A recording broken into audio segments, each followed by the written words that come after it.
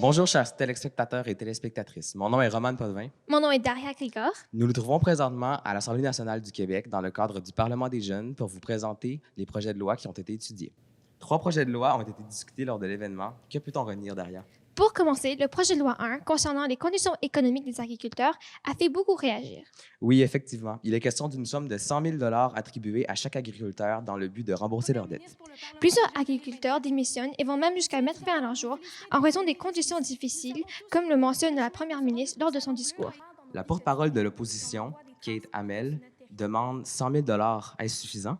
Pas moins de 28 circonscriptions sont représentées, et ce, je constate par une majorité de filles. Alors, je tiens à le souligner. Félicitations, mesdames. Comme vous avez pu l'apercevoir dans l'extrait précédent, les femmes sont de mieux en mieux représentées au Parlement et au Québec. Ceci étant, pourquoi existe-t-il encore des problèmes liés à des inégalités de genre, comme les différences de prix concernant les services et les biens? C'est ce que suggère le deuxième projet. Il vise à fixer les prix et à mettre tout le monde sur le même pied d'égalité, comme propose la marraine Florence Boudreau.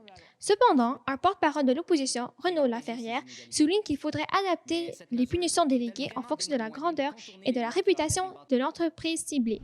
Le troisième projet de loi sur l'intégration professionnelle des immigrants a été présenté. Après avoir discuté avec la marraine du projet de loi, Rose-Marie Laverdière, nous avons constaté que cette loi comportait de nombreux avantages pour tous. Non seulement elle permet à diplômer les immigrants, mais également une solution à la pénurie de main-d'œuvre présente au Québec.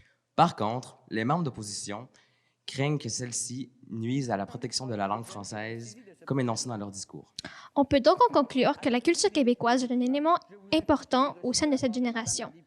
Maintenant que les projets de loi ont été présentés, reste à voir lequel sera adopté et concrétisé.